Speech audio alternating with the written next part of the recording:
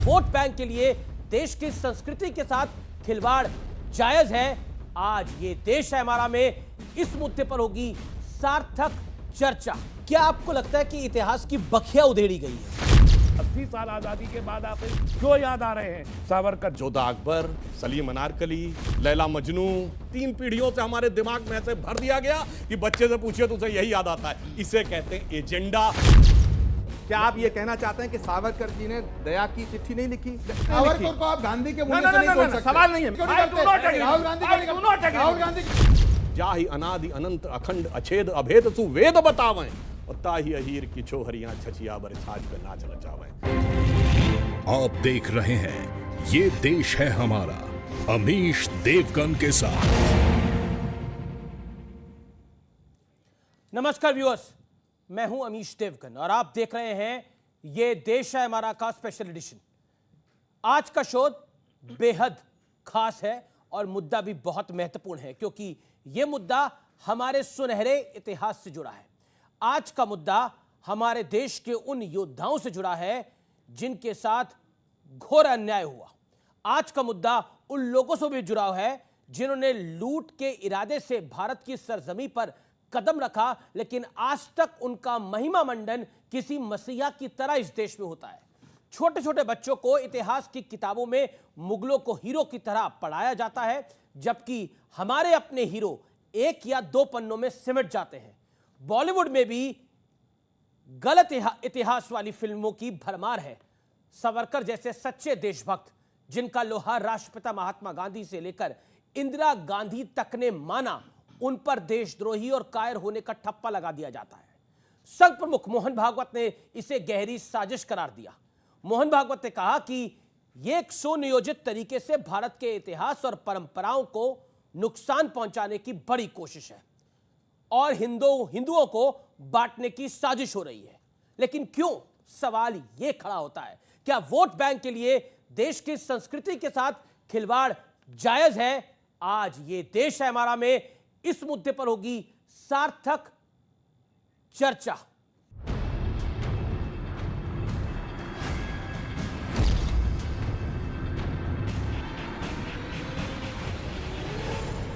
हमारे हीरो कौन हैं? देश पर हमला करने वाले बाबर, अकबर या वो जिन्होंने देश की रक्षा के लिए अपने प्राणों की बाजी लगा दी? आखिर क्यों हमारे बच्चों के दिमाग में अकबर की द ग्रेट वाली छवि बनाई गई? वो सम्मान महाराणा प्रताप या छत्रपति शिवाजी महाराज को क्यों नहीं दिया गया? हमारे इतिहास को तोड़ा गया, मरोड़ा गया, ट्विस्ट किया गया और हम बड़ी आसानी से एकदम गुड बॉय बन के क्लास में बैठे रहे और सुनते रहे कि हाँ, जो बताया जा रहा है वही ठीक है। हम कभी इस तरफ हमारा ध्यान ही नहीं गया कि ये निजी फायदे के लिए हो रहा है, ये एजेंडा के तहत हो रहा है। वीर सावरकर पर राजनाथ सिंह के बयान ने यह बहस फिर से खड़ी कर दी कि क्या सियासी फायदों के लिए देशभक्तों को विलेन बना दिया गया? विक्रम, ऐसा क्या हुआ कि इंदिरा गांधी, पूर्व प्रधानमंत्री इंदिरा गांधी वीर सावरकर का लोहा मानती थी, लेकिन उस दशक के बाद हमने ऐसी स्थिति नहीं देखी। भारतीय राजनीति में वीर सावरकर को अनटचेबल कर दिया गया। ऐसा क्यों हुआ? इंदिरा गांधी ने, जैसे आपने सही कहा, 1966 में जब इनकी मौत हुई तो उन्होंने भूरी भूरी प्रशंसा की थी इनकी और इनके ऑनर में एक डाक का टिकट भी जारी किया था, उन पे एक फिल्म बनी थी, उनके स्मारक के लिए निधि दी गई थी। तो आज के कांग्रेस के नेता हमें बताएं कि क्या उनकी जो शीर्षस्थ नेता थी इंदिरा गांधी जी, वो खुद एक ब्रिटिश के पिट्ठू हों, जो कायर हों, जो गांधी हत्यारे हों, ऐसे एक आदमी की प्रशंसा में ऐसी बातें कर रही थी? और अगर कर रही थी तो क्यों कर रही थी? संघ प्रमुख मोहन भागवत का दावा है कि देश की विरासत, धर्म और परंपरा के खिलाफ अभियान चलाए जा रहे हैं, जिसे रोका ना गया तो परिणाम बुरे होंगे। जो भारत का है उसकी निंदा करना, जो भारत की है उसकी निंदा करना, भारत के धर्म की, भारत की परंपरा की, इतिहास की, वर्तमान की व्यवस्थाओं की, सबकी निंदा करना, ऐसा स्थूल और सूक्ष्म एक सांस्कृतिक आक्रमण भी लगातार चल रहा है इस भय से कि अगर ये सारी बातें भारत में ठीक हो गई तो हम नहीं चल पाएंगे। तथ्य हैं, तर्क हैं, फिर भी देश के सपूतों को लेफ्ट और राइट वाली विचारधारा में उलझा दिया जाता है। आंखों में धूल झोंकने के आदी हैं लोग, और ये समझते हैं कि इस तरह से कवर अप करेंगे, इस तरह से आदि सच और पूरा झूठ बोलेंगे तो देश एक्सेप्ट करना शुरू कर देगा। कितने एग्जाम्पल्स हम देंगे जिससे ये बात साबित हो जाती है ये लोग आज हिस्ट्री को तोड़ मोड़ के पेश कर रहे हैं, और एक वक्त ऐसा आएगा कि अगर ऐसा ही सिलसिला चलता रहा तो महात्मा गांधी को फादर ऑफ द नेशन हटाकर सावरकर को फादर ऑफ द नेशन बना देंगे लोग। क्या राजनीति के लिए देश के असली इतिहास से छेड़छाड़ जायज है? फर्जी और गढ़े हुए नायकों से आखिर देश का कैसे भला होगा? ये देश है हमारा में आज इसी मुद्दे पर होगी सबसे सार्थक चर्चा। मुगलों का गुणगान, देशभक्तों का अपमान। और अब वक्त है इस पर चर्चा करने का। मेरे साथ आज कौन कौन मेहमान हैं मैं आपको मिलवा देता हूं। मेरे साथ एक एक्सपर्ट्स का पैनल भी है। मेरे साथ आज जुड़ रहे हैं भारतीय जनता पार्टी के सांसद और मुखर प्रवक्ता डॉक्टर सुधांशु त्रिवेदी। मेरे साथ आज की चर्चा में जुड़ रहे हैं उदय माहुरकर, जाने माने लेखक, जिन्होंने हाल ही में वीर सावरकर पर एक किताब लिखी है जिसके बारे में काफी सारे सवाल खड़े करे जा रहे हैं। आचार्य प्रमोद कृष्णम है जो कि नेता हैं कांग्रेस पार्टी के, उनका अभिनंदन है। प्रियंका गांधी के एडवाइजर भी हैं। मेरे साथ तस्लीम रहमानी है, नेता एसडीपीआई के, अपने बयानों से विवादों में भी रहते हैं, सवालों में भी रहते हैं। आप तमाम लोगों का अभिनंदन है। मैं इस चर्चा की शुरुआत करता हूं। आचार्य प्रमोद कृष्णम, इस चर्चा की शुरुआत आपसे करते हैं। भारत का सुनहरा इतिहास, भारत की संस्कृति न औरंगजेब से है, न अलाउद्दीन खिलजी से है, न अहमद शाह अब्दाली से है, और ना ही बाबर या अकबर से है। भारत की संस्कृति दारा शिकोह से हो सकती है, प्रभुराम से हो सकती है, राणा रतन सिंह से हो सकती है, शिवाजी से हो सकती है, वीर सावरकर से हो सकती है, महाराणा प्रताप से हो सकती है। लेकिन ऐसा क्यों? इतिहास के पन्नों में हम जब भी जाते हैं तो अकबर दी ग्रेट लिखा जाता है, लेकिन महाराणा प्रताप के बारे में पन्ना सिर्फ आधे में ही सिमट जाता है। आप ये कहना चाहते हैं कि अकबर महान नहीं हो सकता है, खिलजी से इसकी पहचान नहीं हो सकती। ये कहा किसने कि भारतीय संस्कृति और भारत की पहचान अकबर से है? ये आपको बताया किसने कि भारत की पहचान खिलजी से है? ये आपको बताया किसने कि भारत की पहचान बाबर हो सकता है, भारत की पहचान औरंगजेब हो सकता है? भारत की पहचान वो कोई भी व्यक्ति नहीं हो सकता है जिसने भारत पर आक्रमण किया हो। भारत का जो इतिहास है वो अच्छा है या बुरा? क्योंकि इतिहास भारत का हो या यूरोप का हो, इतिहास परिवर्तित नहीं किया जा सकता है। इतिहास को पढ़ा जाता है, इतिहास पर पढ़ करके, अध्ययन करके उसकी समीक्षा की जा सकती है, उसका विश्लेषण किया जा सकता है, उससे सीख ली जा सकती है ताकि राष्ट्र के निर्माण में और महत्वपूर्ण योगदान दिया जा सके। मगर ये सवाल मैंने आपसे इसलिए पूछा, मैं इसका एक बैकग्राउंड बता देता हूं, क्योंकि सबसे ज्यादा शासन इस देश के अंदर कांग्रेस पार्टी का रहा। आरोप ये लगता है कि कांग्रेस पार्टी ने खास तौर पर लेफ्ट को इतिहास का काम सौंप दिया और इसी वजह से भारत का इतिहास जो है उसको दबाया गया। और तो और आपकी पार्टी तो सावरकर को भी वीर नहीं मानती जो इंदिरा गांधी मानती थी, जो महात्मा गांधी मानते थे, लेकिन आज के युग के राहुल गांधी, प्रियंका गांधी वैसा नहीं मानते। तो सवाल खड़े होंगे। मैं इस विषय पर आऊंगा, अगर आप 30 सेकंड में जवाब देना चाहें तो दे दें। मैं देना चाहूंगा जी, क्योंकि यहाँ सुधांशु जी उपस्थित हैं। मैं एक बात साफ तौर से कहना चाहता हूँ, आपका जो इशारा है, आपका जो हमला है वो ये है कि कांग्रेस पार्टी ने आज की कांग्रेस पार्टी भारतीय इतिहास को तोड़ा मरोड़ा, तोड़ने मरोड़ने की कोशिश हुई। मैं आपसे पूछना चाहता हूं, भारत के पहले प्रधानमंत्री पंडित जवाहरलाल नेहरू हुए। जब इतिहास लिखा जा रहा था उस समय गृह मंत्री सरदार वल्लभ भाई पटेल थे, महावीर त्यागी थे, इतने मूर्धन्य नेता थे उस समय, और इवन श्यामा प्रसाद मुखर्जी भी े। तो प्रश्न ये पैदा होता है कि क्या इन सबकी सहमति इसमें थी कि भारत के इतिहास को तोड़ा मरोड़ा जाए? क्या ये हम संदेह कर सकते हैं कि सरदार पटेल जिस देश की कैबिनेट में गृह मंत्री सारा इतिहास 1947 से 1955 लिख दिया गया था। अच्छा ठीक है, आप कहना चाहते हैं उसके बाद लिखा गया। भाई मुझे आप एक कांग्रेस का नेता बताओ जिसने ये कहा हो कि भारत की पहचान बाबर से है, भारत की पहचान औरंगजेब से है, भारत की पहचान तैमूर लंग से है। एक तो बताओ, लेकिन कांग्रेस को कटघरे में खड़ा करना ये मुझे लगता है अभी न्याय संगत नहीं है। जी, लेकिन अफसोस की बात है कि चुन चुन के सड़कें भी इन्हीं के नामों पे रखी गई और आज तक भी काफी बदली नहीं है। जी जी, उदय जी, आपने एक किताब लिखी, उससे भी बड़ा बवाल खड़ा हो गया। वहां पे राजनाथ सिंह आए, मोहन भागवत आए और कई सारे सवाल खड़े हो गए। क्या भारत के सुनहरे इतिहास को दबाया गया है, छुपाया गया है? बिल्कुल। इसके दो भाग हैं। पहला भाग वो 1969 तक का है, जिसके अंदर की जो मुस्लिम आक्रमणकारों ने जो अत्याचार किए थे उसको दबाने का प्रयत्न किया गया जी। और उसके बाद के अंदर जो नूरुल हसन का युग आया 1969 के बाद में, उसके बाद तो बिल्कुल एक तरीके से वाइट वॉश करने का प्रयत्न किया गया और हमारे जो हीरो थे, ओरिजिनल हीरो थे, उनको दबाने का प्रयत्न किया गया।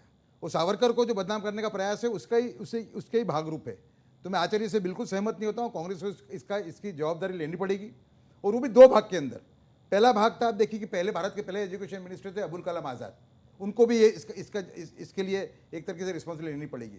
उसके बाद में भी कम से कम 3 अलग अलग एजुकेशन मिनिस्टर आए, उनके टाइम पे भी ये दौर चालू रहा, लेकिन वो जो डोज था वो कम था। उस टाइम पे मुस्लिम आक्रमणकारों का जो रोल था उस पर पर्दा डाला जाता था। पर बाद में जो नया दौर शुरू हुआ नूरुल हसन के आने के बाद में 1969 के अंदर, उसके अंदर तो ये हो गया कि हमारे जो हीरो हैं उनको ही दबाने का प्रयत्न किया गया। तो ये इनफैक्ट ये देश के सामने आना चाहिए और इस पर इन्वेस्टिगेशन होना चाहिए। जी, मेरा प्रश्न ये है कि हमारे देश के मुसलमानों की डिमांड पे पाकिस्तान दिया गया, ठीक है, उनको एक अलग देश मिल गया। क्यों नहीं गए, कैसे नहीं गए, वो एक अलग विषय है। उनके बाद में उनका ही एजेंडा यहाँ जरूर है आज़ाद भारत के अंदर, ये कहाँ तक जायज़ है और यहाँ की मेजोरिटी पॉपुलेशन उसको क्वेश्चन क्यों ना करे? पॉइंट है आपकी बात के अंदर। तस्लीम रहमानी, मैं आपके पास आता हूं। क्या आपको लगता है कि इतिहास की बखिया उधेड़ी गई है? मैं बहुत सरल शब्दों में बोलूं, इतिहास की बखिया उधेड़ी गई है, जिसमें महाराणा प्रताप का जिक्र तो कम है, वीर सावरकर के ऊपर आप भी सवाल खड़ा कर देते हैं मेरी डिबेट्स के अंदर, और सुधांशु त्रिवेदी हो या बाकी लोगों, उनको डिफेंड करना पड़ता है वीर सावरकर के अंदर। यह दुर्भाग्य है इस देश का कि वीर सावरकर को आजादी के इतने साल बाद भी डिफेंड करना पड़ रहा है, जो व्यक्ति काला पानी की सजा काट रहा था। ऐसे अंग्रेजों ने उसको काला पानी भेज दिया था। देखिए, भारत की पहचान भारत के कल्चर से है, भारत के लोगों से है। हिंदुओं, मुसलमानों से, औरंगजेब से या राणा प्रताप से अकेले नहीं है। पूरा एक कॉस्मोपॉलिटन कल्चर से भारत की पहचान सारी दुनिया में आज भी है। आप चाहे जितना इसे नामों से पुकारे, नामों से नहीं है, लोगों से है, तहजीब से है, सकाफत से है। भारत की जो पहचान बनी है, जहाँ तक सावरकर जी का ताल्लुक कर रहे, यही आरएसएस, यही हिंदू महासभा कभी बंद तो नहीं हुए इस देश में, ये हमेशा से मौजूद है और आज भी मौजूद है। 70 साल 80 साल आज़ादी के बाद आखिर क्यों याद आ रहे हैं सावरकर? जब देश एक दोराहे पे खड़ा है, जब इकोनॉमिक प्रॉब्लम देश के साथ में है, जब कल्चरल प्रॉब्लम, जब टेंशन हैं, जब किसान सड़कों पे बैठे हैं, जब बेरोजगारी बढ़ रही है, जब महंगाई आसमान पे चढ़ी, तब हम सावरकर पर डिबेट कर रहे हैं। इस देश में क्या जरूरत पड़ी आखिर? देश को अपने मुद्दे आज हम 2021 सावरकर अपने नहीं है, चाहते, सावरकर अपने नहीं है, इसमें क्यों जीना नहीं चाहते हम? क्यों सन 47 और हिस्ट्री 2 मरतबा लिखी गई है। हमारे बहुत ही सम्मानित हिस्टोरियन है आप, एक आज़ादी के बाद की आपने कोट की, चाहे वो अबुल कलाम आज़ाद साहब को भी आप कटहरे में खड़ा कर रहे हैं, नूरुल हसन साहब को भी कर दीजिए, मुझे इशू नहीं है, मेरी कोई दिलचस्पी नहीं है इन हजरात से। लेकिन आज़ादी से पहले अंग्रेजों ने भी एक तारीख लिखी है, वो तारीख भी गजट्स में मौजूद है, आपने भी वो पढ़ी होगी। उसमें भी सावरकर का जो रोल है या सावरकर वादियों का सारा, आज अभिनव भारत सावरकर का बनाया हुआ अभिनव भारत है, कैसे महिमा मंडित कर सकते हैं हम उस ऑर्गेनाइजेशन को जो बॉम्ब ब्लास्ट में आज इन्वॉल्व है, जिसमें आर्मी का एक आदमी इन्वॉल्व हुआ है, आर्मी से आरडीएक्स चुरा के बॉम्ब ब्लास्ट कर रहा है, उसी अभिनव भारत का जो सावरकर ने बनाई थी। क्यों आखिर सावरकर ने, अगर मैं ये मान लूं थोड़ी देर के लिए, आपके लिए औरंगजेब महान है, सावरकर पर सवाल। मैंने किसी की महानता की बात नहीं की, औरंगजेब को महान आदमी की बात कर रहा हूं, बाबर को महान बताया गया, जिस आदमी ने 9 मरतबा दया याचिका की, 9 मरतबा दया याचिका की। मैं रीजन पूछना चाहता हूँ, 60 रुपए महीना की तनख्वाह अंग्रेजों से लेने का कारण क्या था, ये बताया जाए। अलाउंस था, मेंटेनेंस अलाउंस था, तनख्वाह नहीं थी। मैं मान लेता हूं, अलाउंस लिया, अपना घर का मेंटेनेंस करना पड़ता था, जो अंग्रेज दे रहे थे, उनका रेंट, घर का रेंट, खाना पीना सब उसमें आता था, भारतवासियों को फांसियां दे रहे थे, सभी को मिलता था, अंग्रेज भारतवासियों को फांसियां दे रहे थे और उनको अलाउंस दे रहे थे। जी, मैं आपको मौका दूंगा आगे भी। सुधांशु त्रिवेदी, देखिए, वैसे तो मैं एक दो तथ्य रखना चाहता हूं। जैसे तस्लीम रहमानी साहब ने कहा अंग्रेज किसको क्या दे रहे थे, हमने बचपन में पढ़ा कि मोहम्मद अली जिन्ना बहुत बड़े वकील थे और उस जमाने में शायद उनकी आमदनी 4,000 रुपए पर डे से ज़्यादा थी, जो आज भी बहुत बड़ी चीज़ है। और मोतीलाल नेहरू उससे भी बड़े वकील थे। मैं पूछना चाहता हूं, ये उस जमाने में हजारों रुपए पर डे की आमदनी के लिए पेमेंट कौन करता था? किसी हिंदुस्तानी का मुकदमा लड़ रहे थे क्या? भारत तो बहुत गरीब था, हम तो अकाल और भूखमरी से झेल रहे थे।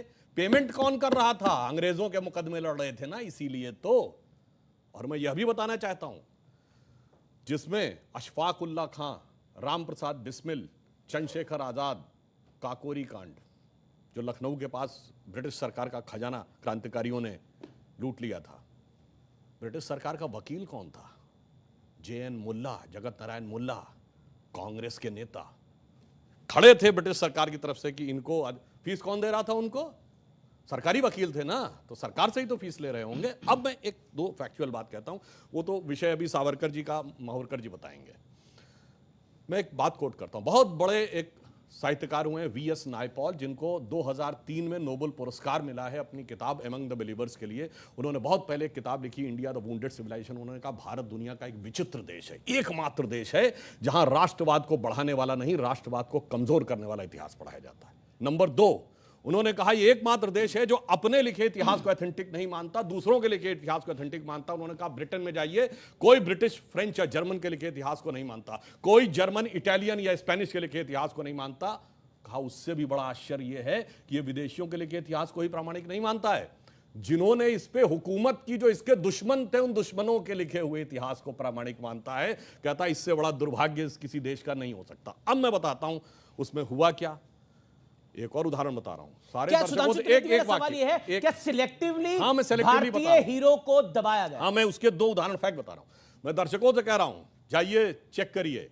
एक KGB के जासूस था जिसका नाम था यूरी बेजनेव, जो भारत में पत्रकार बनकर 70 के दशक में रहता था। उसके संस्मरण पढ़िए। उसने लिखा, हमें एजेंडा दिया गया था कि भारत की संस्कृति को कैसे तबाह करना है और उसके लिए हम क्या क्या कर रहे थे। जो बात इन्होंने कहा कि नूरुल हसन साहब बने तो उसके बाद क्या हुआ वो छोड़िए। अब मैं एक उदाहरण बताता हूं। महमूद गजनी ने सोमनाथ का मंदिर तोड़ा। जवाहरलाल नेहरू ने डिस्कवरी ऑफ इंडिया में पेज नंबर 235 पे यह लिखा कि वो तो एक योद्धा था, उसका धर्म से कोई लेना देना नहीं था, उसने जो लूटपाट की है वो अपने किंगडम को इनरिच करने के लिए की है। जबकि हकीकत यह है कि खुद महमूद गजनवी के साथ आए हुए उसके राइटर उतबी उसने अपनी किताब तारिकुल यामनी में लिखा है कि जब उसने मंदिर पे कब्जा कर लिया और उसके पास राजा और पुजारी पहुंचे कि ये शिवलिंग मत तोड़िए, इसके लिए हम 1 करोड़ स्वर्ण मुद्राएं देने को तैयार हैं, और उसके सलाहकार गए तो जानते क्या जवाब दिया महमूद गजनी ने? कि मैं तोड़ूंगा जरूर इसलिए कि कयामत के दिन मैं बुत फरोश के रूप में जाना जाऊं, बुत शिकन के रूप में जाना जाऊं, बुत फरोश के रूप में। यानी नहीं पता पढ़ाई जाती, यानी ट्रेवल, यानी मैं एक बुत फरोश का मतलब हुआ कि जो मूर्तियों के साथ बिजनेस कर रहा हो, उसके लिए नहीं, मूर्ति को तोड़ने। फिल्में हम लोग देखते हैं, युवा पीढ़ी को प्यार मोहब्बत की बातों में बड़ा आनंद आता है। एक लाइन और कह दूं तो प्यार मोहब्बत की बात हो तो क्या नाम याद आते हैं? शाहजहां, नूरजहां, जोधा अकबर, सलीम अनारकली, शीरी फरहाद, लैला मजनू, यही पढ़ाया गया ना। जबकि एक मुगल बादशाह बताइए जिसकी 1 दर्जन से कम ऑफिशियल बीवियां रही हूं, और एक भी बादशाह बताइए इसके 250 कैसा प्यार था तो 10-10 के साथ हो जाता था। स्त्री के प्रति समर्पित निष्ठावान प्रेम का प्रतीक 3 पीढ़ियों से हमारे दिमाग में ऐसे भर दिया गया कि बच्चे से पूछिए तो उसे यही याद आता है। इसे कहते हैं एजेंडा। और एजेंडा सिर्फ एक तरफ नहीं था। इंडिया गेट के सर्किल पे घूम जाइए, बाबर रोड, हुमायूं रोड, अकबर, वो सब तो अलग है। आपको मानसिंह रोड भी मिल जाएगी मगर राणा प्रताप रोड नहीं मिलेगी। जब RSS कहती है कि भारत से जुड़ी चीजों की निंदा की जाती है, विजयदशमी की स्पीच में दोबारा मोहन भागवत ने इस बात को बोला, और तो और भारत के हीरो से प्यार नहीं किया जाता। आपके सामने हम अपने हीरो को किस तरह आंकते हैं? देखिए अमीश देवगन जी, पहली बात तो यह है कि मोहन जी भागवत ने जो कहा है वो मुझे लगता है कि इस सरकार के क्रियाकलापों से खिन्न है, क्योंकि मोहन जी भागवत को तो ये मालूम है कि सरकार किसकी चल रही है, वो किसे कहना चाहते हैं। अगर देश के अंदर ऐसा वातावरण पैदा किया जा रहा है कि जो हिंदू संस्कृति से खिलवाड़ हो रहा है, तो अब तो कांग्रेस की हुकूमत है नहीं। सुधांशु जी को जवाब देना चाहिए कि मोहन जी भागवत ने क्यों कहा। दूसरी बात, अभी सुधांशु जी ने एक बात बहुत अच्छी कही कि एक विदेशी लेखक ने ये लिखा कि साहब भारत में ऐसे लोग हैं जो अपने इतिहास को दूसरों के लिखे हुए इतिहास से मानते हैं। तो भाई ये तो आप ही कंट्राडिक्टरी स्टेटमेंट दे रहे हैं। आप खुद विदेशी का एक बयान कोट कर रहे हैं कि उसने कहा, हम क्यों माने उसका। तीसरा सवाल, आप ये कहना चाहते हैं, मैं वीर सावरकर, देखिए भारत की आज़ादी में जिसने एक भी डंडा खाया, एक दिन जेल गया, मैं उसको भी नमन करता हूँ। दूसरी बात, भाजपा, कांग्रेस, समाजवादी, फलाना, लेफ्ट, राइट, ये सब चीज़ें अलग हैं, लेकिन भारत की आज़ादी में अगर किसी को जेल भेजा गया और उस पर यातनाएं दी गई उसको, तो मैं उसको प्रणाम करता हूं, उसके बलिदान को नमन करता हूं। मैं सावरकर के ऊपर जो यातनाएं हुई, वीर सावरकर को जो जेल भेजा गया, मैं वीर सावरकर को स्वतंत्रता संग्राम सेनानी मानता हूं, मैं उनके योगदान को प्रणाम करता हूं। Let me finish. आपके पूर्व अध्यक्ष अमीश देवगन, लेकिन प्रश्न ये पैदा होता है कि हमारा जो जनमानस है वो क्रांतिकारियों से ये उम्मीद करता है या अपेक्षा करता है कि वो दया की भीख नहीं मांगेंगे, वो माफी नहीं मांगेंगे। क्रांतिकारी वो होता है कि जो अपनी शहादत पेश करता है। एक सेकंड पूरा करने दीजिएगा। तो मैं पूरा अभी उदय जी पूरा करने दीजिएगा, मैंने किसी के बीच में मैंने नहीं बोला। अब मुझे देखिए, इतिहास को परिवर्तित नहीं किया जा सकता। मैं कह रहा हूं कि वीर सावरकर जी एक क्रांतिकारी थे, लेकिन जब ये सच है तो ये भी सच है कि उन्होंने अपनी दया याचिका दाखिल की थी। तो हम एक सच को तो स्वीकार कर रहे हैं और एक सच को स्वीकार नहीं कर रहे हैं, ये हमारी संकीर्णता है। हमें विराट होना चाहिए, हमें विराट होना चाहिए। विराटता का रूप क्या है? सावरकर जी की याचिकाओं का जो पूरा जो एक उस पर एक भ्रम फैलाया जा रहा है, बिल्कुल गलत है। सावरकर जी शिवाजी नीति के फॉलोवर थे, सावरकर जी चाणक्य नीति के फॉलोवर थे, सावरकर जी कृष्णा नीति के फॉलोवर थे, और उनको गांधी के मूल्यों से तोलना उनके साथ सरासर उनके साथ एक अन्याय है। सावरकर जी ने अपने खुद की किताबों में इसका उल्लेख किया है, माय ट्रांसपोर्टेशन फॉर लाइफ, अंधकार, अंडमान के अंधेरे से, ये दो सी किताब उनकी हैं, और दोनों किताबों में उन्होंने अपनी याचिकाओं का उल्लेख किया और उन्होंने कहा है कि मैं वहाँ पे कैदियों को समझाता था कि यहाँ सड़कें क्या करोगे, हमें बाहर निकल के, कोई भी युक्ति से बाहर निकल के हमें हमारी जो स्ट्रगल है उसको फिर से स्टार्ट करना है। हमारा उद्देश्य है ब्रिटिश सरकार को यहाँ से उखाड़ के फेंक देना। और दूसरे उसके साथ कॉर्पोरेटिव एविडेंस भी बहुत है। रेजिनल्ड क्रेडॉक नाम के एक ब्रिटिश अधिकारी थे, उनका लेटर है, उसमें कहते हैं वो कि 1914 का लेटर है कि भाई सरकार सोच रही है कि यहाँ के जो कैदी हैं उनको बाहर समुद्र किनारे टहलने की उनको अनुमति दी जाए, लेकिन साथ में कैविएट डालते हैं कि सावरकर को अनुमति मत देना। सावरकर के क्रांतिकारी दोस्त पूरी दुनिया में फैले हुए हैं, पूरे यूरोप में हैं, वो जहाज लेके आएंगे और उसको उठा के ले जाएंगे। आप समझे? तो ऐसे कई प्रमाण है उसके अंदर कि सावरकर की याचिकाएं, उनको एक परिप्रेक्ष्य में देखना पड़ेगा हमें।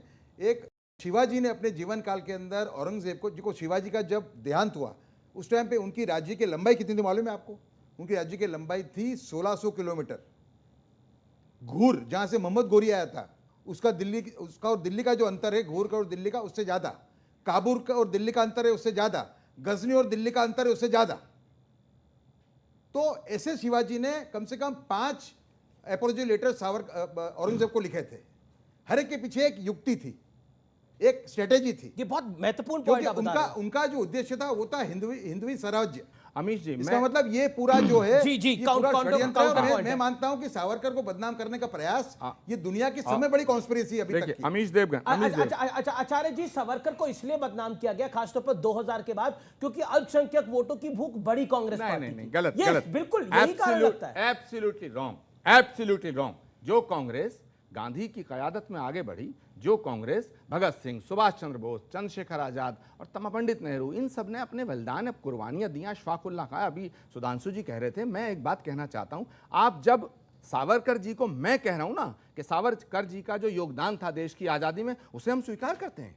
वो क्रांतिकारी थे। अगर कोई सावरकर को कायर कहता, बुजदिल कहता, भगोड़ा कहता, गद्दार कहता, मैं उसके खिलाफ हूं। राहुल जी कहते हैं, मैं सहमत नहीं हूं। राहुल जी कहते हैं, लेकिन अगर सावरकर जी ने जो माफी मांगी है, हमारा जो देश का जनमानस है, भारत का नहीं पूरे विश्व का, वो क्रांतिकारियों से ये उम्मीद नहीं करता। नंबर 1। नंबर 2, आप जब कहते हैं कि जब गांधी जी ने चिट्ठी लिखी, तो आप जब सावरकर जी की बात करते हैं तो आप कहते हैं साहब दया याचिका उन्होंने इसलिए दाखिल की ताकि गांधी जी ने कहा था, और एक तरफ आप गांधी की आइडियोलॉजी को कंडेम कर रहे हैं। आप गांधी को नहीं मानते, आप गांधी के खिलाफ हैं, तो आप साहब कहिएगा, तो नरेंद्र मोदी जी से कहिएगा। नहीं, एक सेकंड, प्रधानमंत्री जी से कहिएगा, पहली बात। दूसरी बात, आपने, सुधांशु जी ने एक बहुत बड़ी बात कह दी, मुगलों से और तमाम चीजों से कांग्रेस को जोड़ रहे हो। अरे महमूद गजनवी से कांग्रेस का क्या मतलब? मेरा प्रश्न है, औरंगजेब से कांग्रेस का क्या मतलब?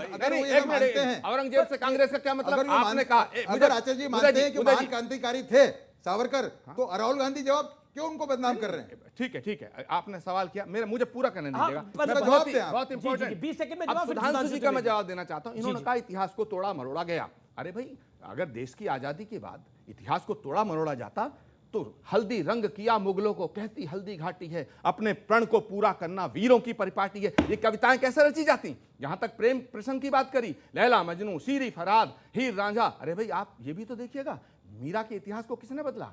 प्रेम प्रसंग उनका भी है। यहां तक कि रसखान ने कृष्ण के प्रेम में पागल होकर के तमाम कविताएं लिखी। यहां तक कि राधा कृष्ण का कोई इतिहास बदलने का प्रयास, आप कहना क्या चाहते हैं? क्या आप ये कहना चाहते हैं सुधांशु जी? पॉइंट तो वही है कि रसखान का नाम ही नहीं है। पॉइंट तो वही है कि भगवान कृष्ण के बारे में या फिर राधा के बारे में कोई नहीं बताता। किताबों में क्यों नहीं बताता? ये किस किताब में? इतिहास की किताब में? किस इतिहास की किताब में है वहां पर लिखा हुआ? कौन जानता है? एनसीईआरटी की बुक्स में 1998 से पहले जाके चेक कर सकते हैं, आज भी उसके फैक्ट अवेलेबल है। Maharana Pratap was a fanatic patriot, सन की देशभक्त थे।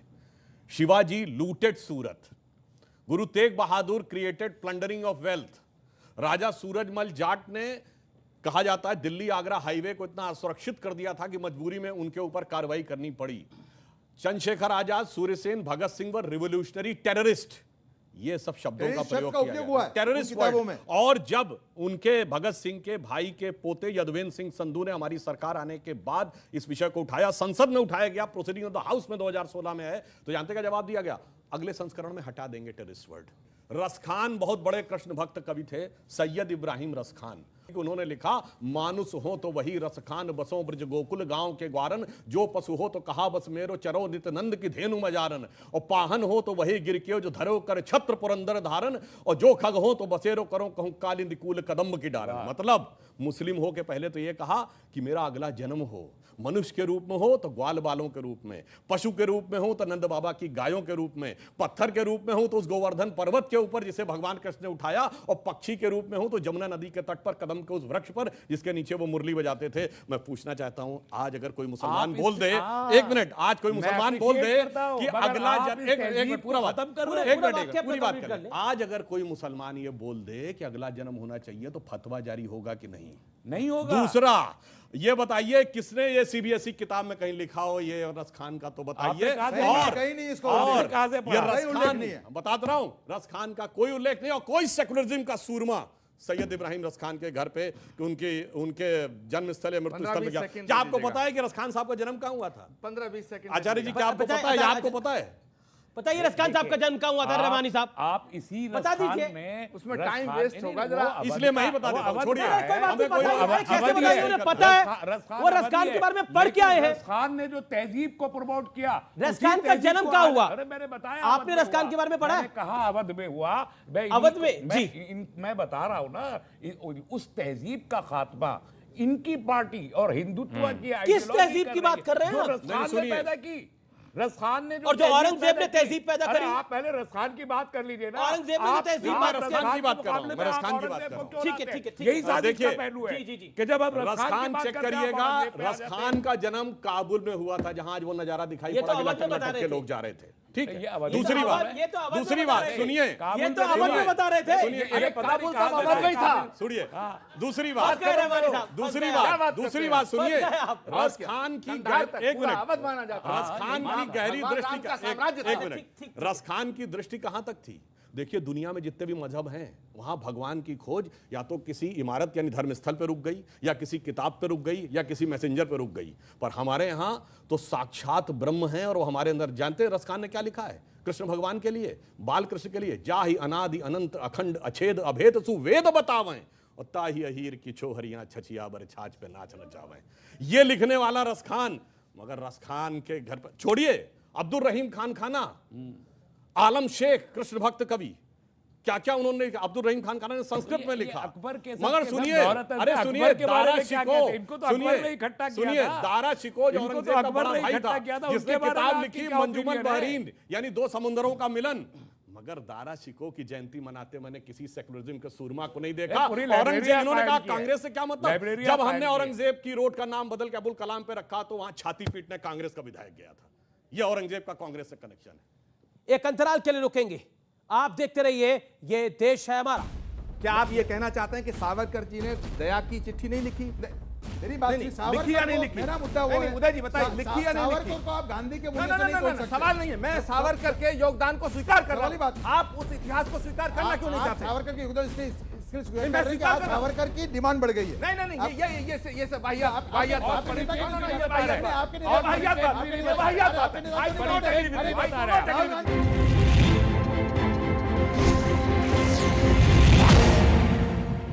Welcome back. आप देख रहे हैं ये देश है हमारा में आज हमारी बड़ी चर्चा।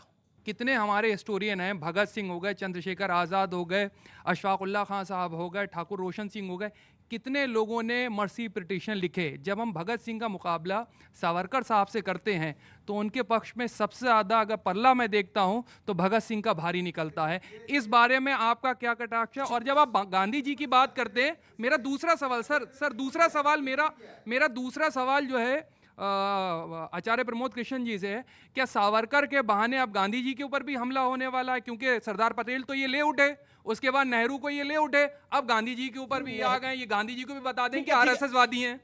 पहले उदय भाई जवाब दे दें। उदय जी मैं भी दूंगा। देखो ऐसा है कि ये जो प्रयास है भगत सिंह को पिट करने का सावरकर के सामने, ये भी एक कॉन्स्पिरेसी का ही भाग है।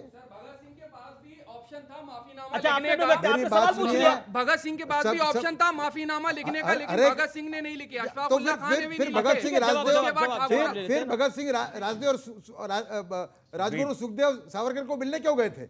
मेरा कहना यह है कि जब मुगल इंडिया पे आए थे तो वो उन्होंने आक्रमण किया था इंडिया पे, और इंडिया के जितने भी राजा थे उनको उन्होंने लूटा। सुनिए, उन्होंने उनका साथ नहीं दिया। दूसरा, यहाँ पे उन्होंने इस्लाम को भी लोगों को कन्वर्ट किया।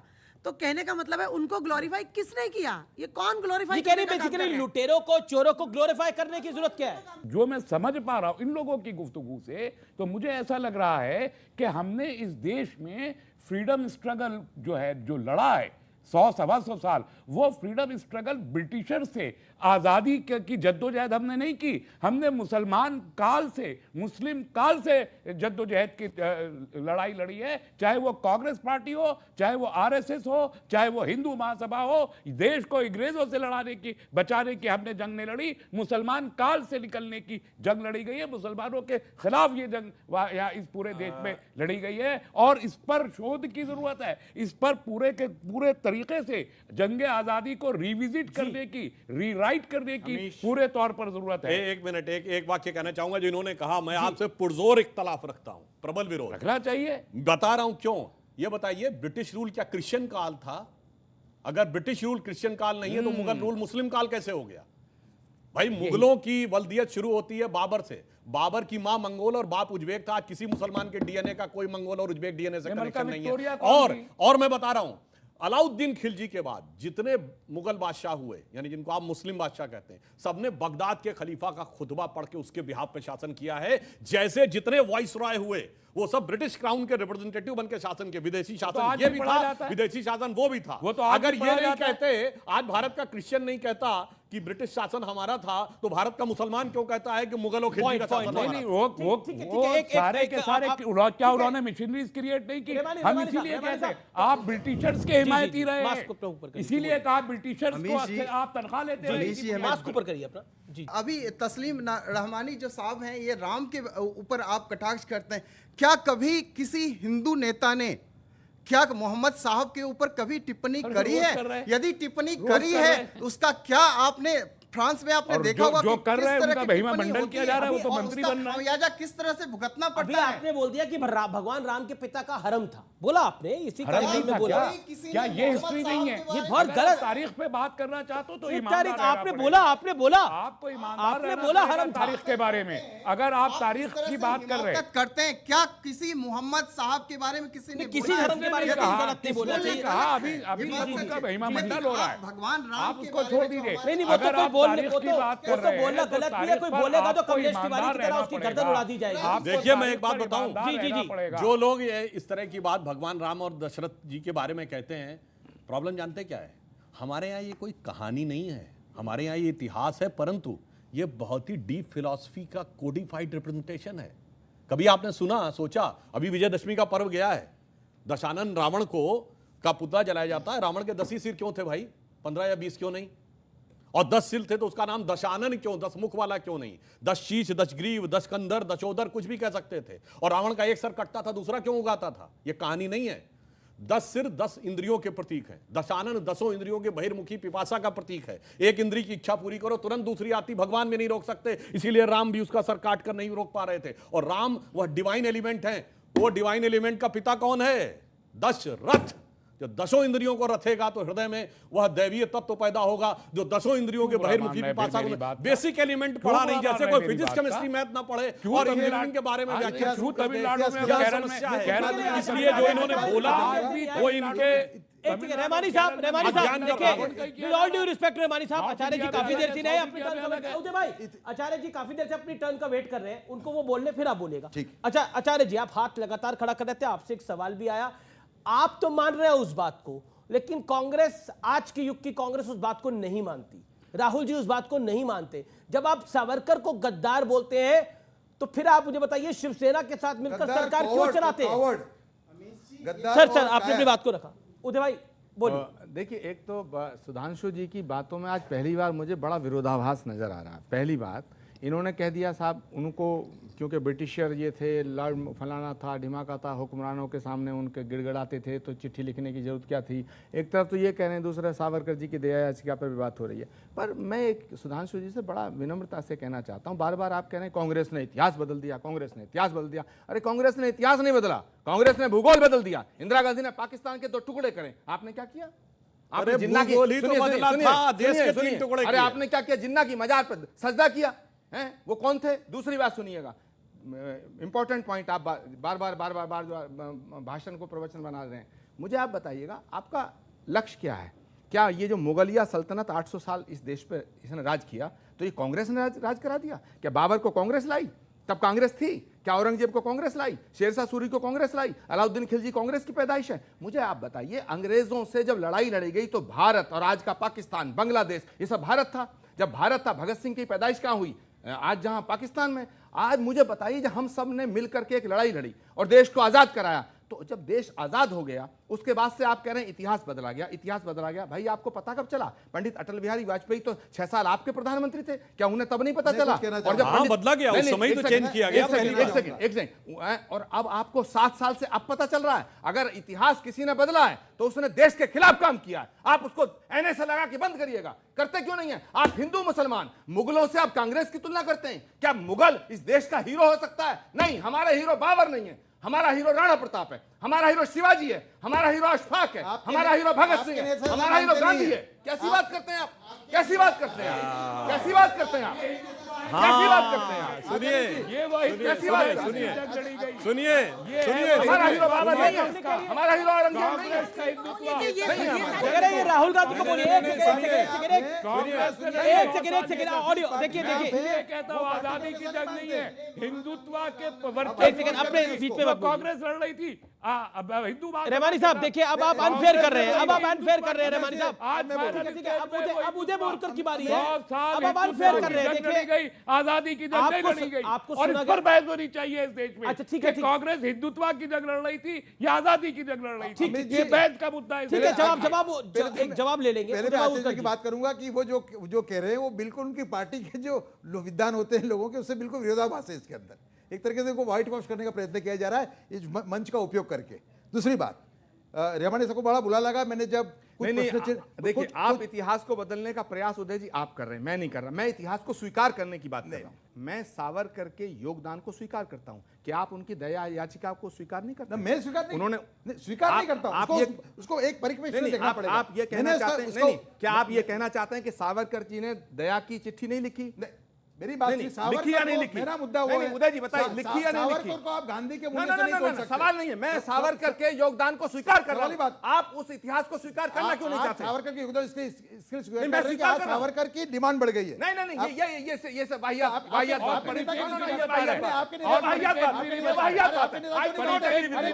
राहुल गांधी क्यों नहीं करते? राहुल गांधी क्यों नहीं करते? राहुल गांधी क्यों नहीं करते? आप खुद और एक्सेप्ट नहीं कर रहे। अच्छा देखिए, मर्यादित आचरण, मर्यादित आचरण, मर्यादित आचरण। प्रचार के लिए क्लीवेज मैंने ये कहा है, ये था परिपेक्ष। सावरकर के ये योगदान हमारी परिपेक्ष साहब, हो गया। देखिए देखिए ऐसे एक एक करके, एक एक करके। मैंने ये पूछा आपसे, विनम्रता से पूछा। कर रहे हैं जिस पार्टी में आपके नेता कर रहे हैं, आइए आप, जी जी जी जी, जो पार्टी में आप हैं, आपके नेता कर रहे हैं, इसको स्वीकार कर रहे हैं, ठीक है, आप ठीक है। इसका मंच का उपयोग करके आप पार्टी को व्हाइट वॉश करने का प्रयत्न कर रहे हैं। लिसन, हमारी पार्टी के अंदर लोकतंत्र है, जिसकी जैसी मर्जी वो बोल सकता है। वाह, ऐसा कमाल का लोग। नहीं। सुधांशु जी, जो ये बोल रहे हैं, मैं जानना चाहता हूं, इन्होंने कहा बाबर हमारा हीरो नहीं है, तो बाबरी मस्जिद हम दोबारा बनवाएंगे, ये तो नरसिम्हा राव ने कहा प्रधानमंत्री, आप बड़े कि वो बड़े। अब सुनिए, बाबरी मस्जिद, आप अपनी टर्न पे शहीद भी तो अरे सुनिए नरसिम्हा राव ने भाई, करवाई थी। पता नहीं बाबर का नाम आते या परेशान हो जाते हैं। बाबर क्यों नहीं, गरीब बाबरी हो रहे हैं? मस्जिद पे परेशान बाबरी होते हैं। मस्जिद हम जिंदगी दोबारा भर होगी। बनवाएंगे। आइंदा नस्लें भी होगी। सिर्फ क्या मैं होंगी अकेला नस्लें, नहीं। क्या होंगी? आइंदा नस्लें भी परेशान होंगी। बाबरी मस्जिद को शहीद इन लोगों ने किया और राम से इन्होंने किया, उन्होंने भगवान राम का भारत से क्या बात जुड़ा है, है। क्या भगवान राम का करवाया? भारत से जुड़ा हुआ है या बाबर का भारत से जुड़ा हुआ है? धन्यवाद। नहीं। सुधांशु जी कहते हैं कि कांग्रेस बाबरी है और तस्लीम रहमानी कहते हैं बाबरी मस्जिद कांग्रेस ने तुड़वाई। वाह, क्या क्यों बात नहीं है। तुड़वाई? ठीक है, ठीक क्या है। ये नहीं, फैक्ट सुनिए। अच्छा, ठीक है। दुनिया नहीं और जानती। बाबरी मस्जिद दोबारा बनवाऊंगा, ये मुलायम सिंह यादव ने बोला 1993 में, जब सपा बसपा कांग्रेस आई, सारे मौसेरे भाई मिलकर वो सरकार सारी चला रहे। पॉलिटिकल पार्टीज ने बोला। अब इतना ही नहीं, सुनिए, बाबरी मस्जिद एक्शन कमेटी का वकील कौन था? कपिल सिब्बल। अब बाबर से कोई मतलब नहीं है, इतनी जनता बेवकूफ नहीं है मान्यवर, ये अच्छी तरह। दूसरी बात, इन्होंने बड़ी अच्छी बात कही, स्वतंत्रता संग्राम सबने लड़ा, वीर सावरकर को काला पानी हुई थी। मैं आचार्य जी से ही नहीं, तस्लीम रहमानी जी से नहीं, आप सबसे कहता हूं, एक कांग्रेस का नेता बताइए इसको काला पानी हुआ हो। एक कांग्रेस का नेता बताइए जो ब्रिटिश सरकार में फांसी चढ़ाया गया हो। एक कांग्रेस का नेता बताइए, अध्यक्ष स्तर का बड़ा नेता, कांग्रेस के कार्यकर्ता तो जो पुलिस की गोली से मारा गया हो। लाला लाजपत राय को छोड़कर एक कांग्रेस का नेता बताइए जिसको डंडों से भी मारा गया हो और उसकी जान चली गई हो। उनके भी नाम बताइए। और जो लड़े नहीं, जो फांसी नहीं चढ़े, जो काला पानी नहीं गए, वही स्वतंत्रता के सबसे बड़े सरमाएदार हो गए हैं। इसे कहावत ये कहते हैं कि नौरंगे सियासते दौरा, तो देखिए कि मंजिल मिली उन्हीं को जो शरीके सफर न थे। उनके भी नाम बताइए जो लोग शहीद हुए, हजारों लोग शहीद हुए। बिल्कुल आखिरी, बिल्कुल आखिरी, उनके भी 8-10 के नाम बताइए आप। बिल्कुल आखिरी दौर की है, आखिरी के 2.5 मिनट है। मैं चाहता हूं कि शांति से सब अपने अपने वक्तव्य को रखें, जो आज का विषय है। जब हम बात करते हैं, जब हम सवाल पूछते हैं इस चर्चा के अंदर, मैं व्यूअर्स से भी बात कर रहा हूं, सोशल मीडिया के हैंडल से, चाहे वो कू ऐप हो, चाहे वो ट्विटर हो, चाहे वो इंस्टाग्राम हो, चाहे वो फेसबुक हो, इस पर अपनी राय जरूर रखिए कि हम मुगलों का तो गुणगान कर रहे हैं लेकिन राष्ट्रभक्तों का अपमान कर रहे हैं। जब हम विषय को लेकर आते हैं तब सबसे पहले आपके दिमाग में क्या आता है? मैं उदय भाई आपसे शुरू करता हूं इस आखिरी दौर की चर्चा। मुगलों का गुणगान, देशभक्तों का अपमान, पहले पॉइंट क्या आता है आपके? ये भारत के 70 साल की कहानी है, आजाद भारत की, कि मुस्लिम आक्रमणकार आए थे, मुगल नहीं, उनके पहले के भी, उनके गुणगान, उनके जो अत्याचार थे उनको ढांकने का प्रयास, और बाद में हमारे जो हीरो है, मतलब राणा प्रताप और शिवाजी जितने महान व्यक्ति है, महान हस्तियां, उनको 2 पेज में रिप्लाई देता है। और बाद में जो लास्ट टेन्योर था यूपीए का, उसके अंदर तो राणा प्रताप को हटा ही दिया गया 6ठी क्लास की हिस्ट्री में से। तो ये बहुत बड़ी कॉन्स्पिरेसी है सांस्कृतिक गौरव को दबाने की। देखिए, ना तो ये हिंदू मुसलमान का विषय है, ना ही ये किसी और विषय, ना तो ये राजनीतिक विषय है, लेकिन ये विषय है हमारे बच्चों के भविष्य का। क्या हम अपने बच्चों का भविष्य ऐसा बनाना चाहते हैं जिसमें हम देशभक्तों का अपमान कर रहे हैं और आक्रांताओं का गुणगान कर रहे हैं, जो हमें लूटने के लिए आए, जो लुटेरे थे इस देश के? देखिए अमीश देवगन, आचार्य जी, अमीश देवगन, झगड़ा आपका मुगलों से है या इस देश के मुसलमानों से? एक तो ये फैसला करना पड़ेगा। देश के मुसलमान का मुगलों से कोई मतलब नहीं है। हाँ, मैं साफ कर देना चाहता हूं, जहां तक सवाल है हिंदुस्तान के मुसलमान का, देश की आज़ादी के बाद से मुझे नहीं लगता किसी मुसलमान का आइडियल और हीरो औरंगजेब और बाबर और महमूद गजनवी हैं। क्या आपके सामने बाबर? देवबंद मदरसा के अंदर, मुझे मेरी बात देवबंदी मदरसा के अंदर हजरत कहा जाता है, हजरत औरंगजेब। देवबंदी मदरसाओं में औरंगजेब को हजरत औरंगजेब कहा जाता है, आप चेक कर ले जाके। ठीक है, अगर देवबंदी मदरसा हिंदुस्तान के खिलाफ है तो मोदी जी क्या बहुत प्रिय हैं, उनसे कहिए मदरसे को बंद करा दीजिएगा।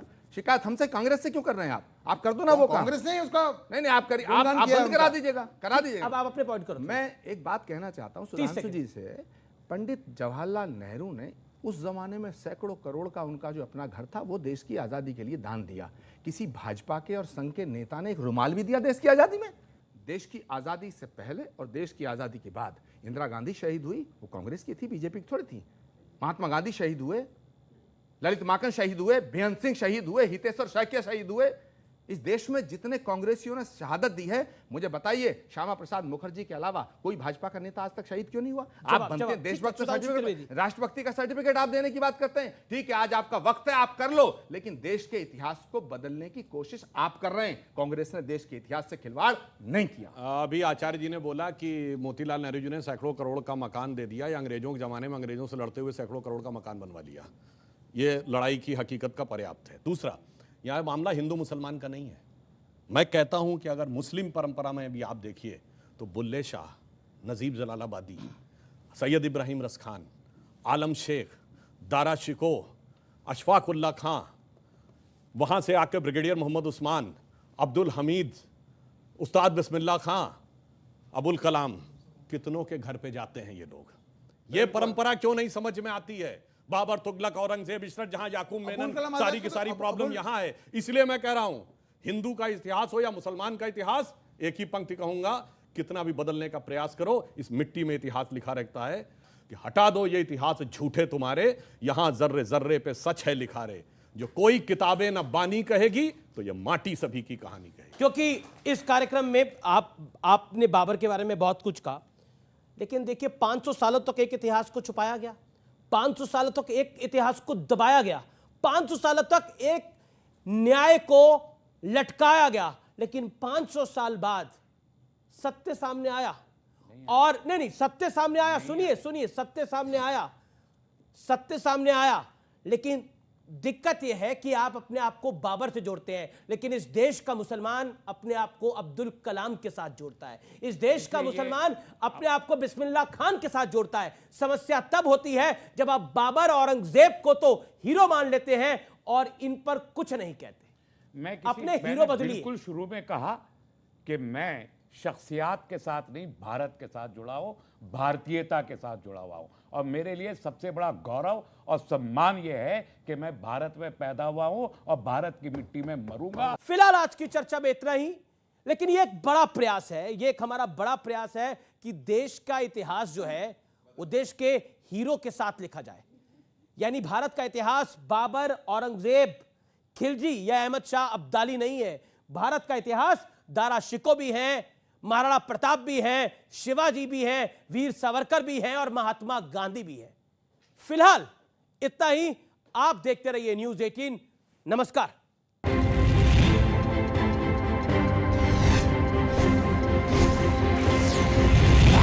जम्मू कश्मीर के पंपोर में सुरक्षा बलों और आतंकियों में मुठभेड़। लश्कर कमांडर